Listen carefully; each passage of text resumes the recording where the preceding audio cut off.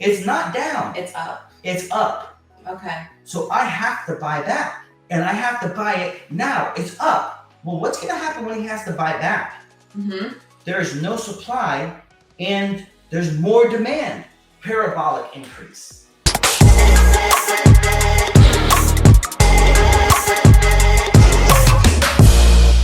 So this is where I went wrong. In 2011, I was going to buy Bitcoin for about $1,000 worth. Today, it would be worth $39. Instead, because I knew Bitcoin was functioning very similar like silver and gold, I bought silver instead. I was like, okay, it's going to function similarly.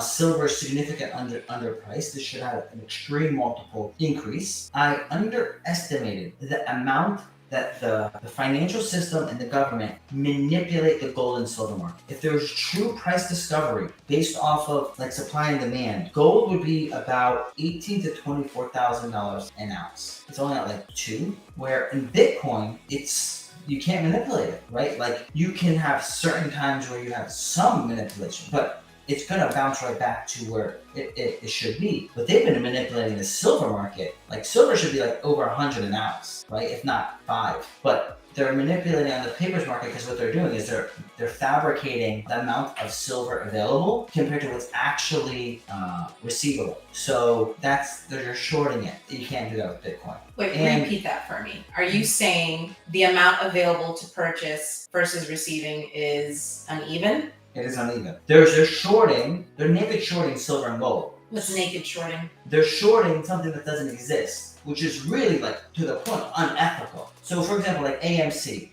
why they were so smart about like short squeezing AMC. Yeah.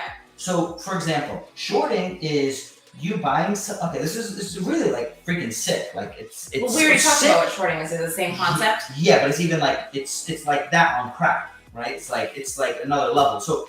It's what's sick about the financial system because it's awesome, but what's really also at the same time what's sick is like it can people can manipulate it like hardcore. Like it's people as in uneven. Like the government, the bankers, like the financial system, the people that are like that guy's effing me. When you're like, "Ooh, that person's effing me," you're talking about the bankers. Yeah. You're talking about the shadow banking system. You're talking about the people that are in charge of the government. Okay. So those people are effing you, right? And they're like, those are Democrats, they're Republicans. No. They're just making you mad at someone that is not them. Yeah. So if you're mad at someone, it's probably not them. It's actually people you don't even know exist. Yeah. So now you know what shorting is, right? Mm-hmm. But let's just think about this. Mm-hmm. AMC, right? Naked short. Let's just make believe that there is 1,000 shares of AMC. Mm-hmm. Okay. So there's 1,000 shares for AMC. And if you have true price discovery, and that's what's really wrong with our current system, is that we don't have true price discovery with the modern monetary theory. So price discovery means this. You put it up for sale on the stock market, and people will find out what people are willing to pay. Yeah. Okay? So that's price discovery. So if it's fair, and there's no manipulation, the market will determine what it thinks is fair for this stock. Makes sense. That's price discovery, right? And I believe it. There is the market is if an unmanipulated market is accurate. Yeah. And it is The free market does have true price discovery. Right. We don't have a free market. So to the point. Now, shorting is this. I'm gonna borrow Hannah stock through a contract. Mm-hmm. And I paid a fee. Yes. I'm borrowing your stock and I'm selling it to the market. Mm-hmm. Now you don't want to sell it. And I have no cares of this company. But I'm an asshole. I'm George Soros. And you know what? I don't freaking like you. And all I care about is making money.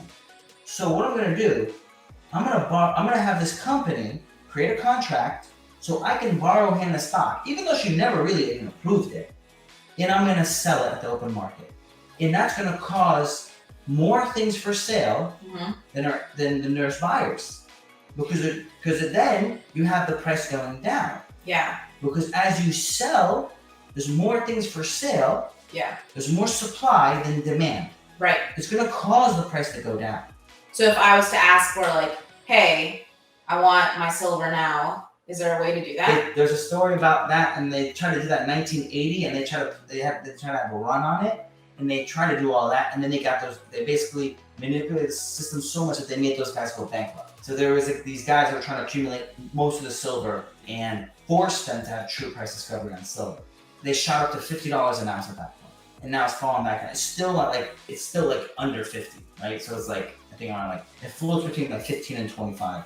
So when you want to get it, you can't receive it. No, that's the thing. Now this is even crazier. Now let me go again. This gets even crazier than this, right? Mm-hmm. So now in this contract, they actually don't take your silver. They make believe. They make it up. So even though you have the silver in an accurate market, and if it was like real and functional, it would actually reduce the quantity because I took it from Hannah and I listed it for sale. Right. So you can't have two. You took it from me as in you borrowed. I borrowed it. Knowing that you were still going to sell it, right? Yeah. I still agree to sell that. it immediately. But knowing that I would still get it back. And you have to give it back to me. But behind my back, you did something. I sell it right away. Right. So, but then there should be 1-to-1. Yes. Right? You say you have 10 shares. I took your 10 shares. I sold it. You shouldn't have, the market should not show you have 10 shares. I see. So, and then I sold the 10 shares. Yeah. And then I'm supposed to buy it back and give it back to you. It doesn't work that way. They fabricate these contracts to do this. So when they're doing that, it's not real. Mm-hmm. Now let me give you another point. They have so many short options that's out there. It's 125% of the supply. So they're shorting more than what's even available to buy. Is that what's going on with gold? Gold is something similar. Okay. Right? So silver and gold, yes, something similar. Okay. So so the point is, when they figured it out, yeah, right?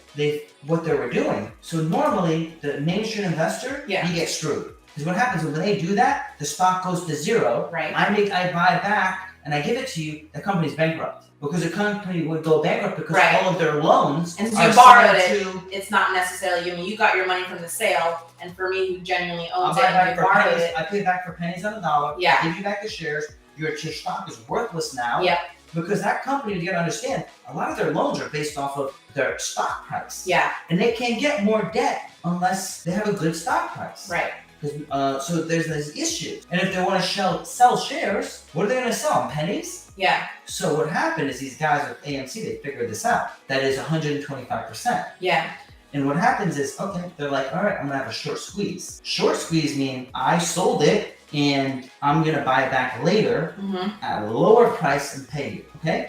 But you realize that I'm cheating the game. Yeah. That I'm manipulating the game.